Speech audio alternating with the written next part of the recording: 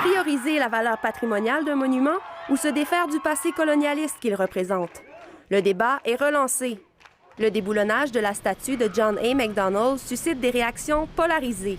Macdonald est certes l'un des pères de la Confédération, mais c'est aussi sous son gouvernement qu'a été établi le programme des pensionnats autochtones et adopté la loi sur les Indiens. C'est ce qui justifie le déboulonnage de la statue à son effigie, selon un historien.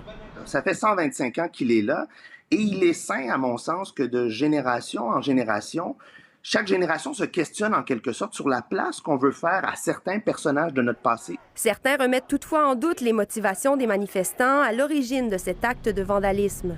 Le monde a changé, mais ceux qui font ces choses-là n'ont pas la formation d'histoire. Et il leur manque beaucoup de formation d'histoire.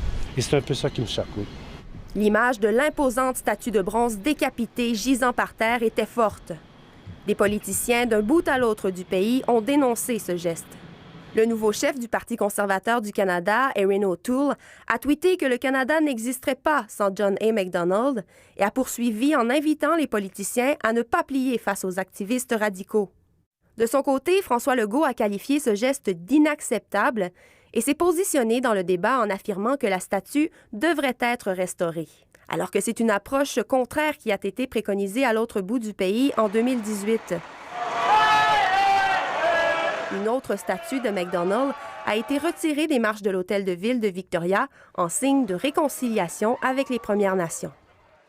La statue décapitée a été déplacée ce matin par la Ville et c'est le Bureau d'art public qui coordonne sa conservation. Mais on ne sait toujours pas si la statue controversée reprendra sa place au centre-ville de Montréal. Pour savoir la suite, il faudra attendre l'issue d'une consultation entre des experts en patrimoine de la Ville. Ici Marie-Ève Bégin, Radio-Canada, Montréal.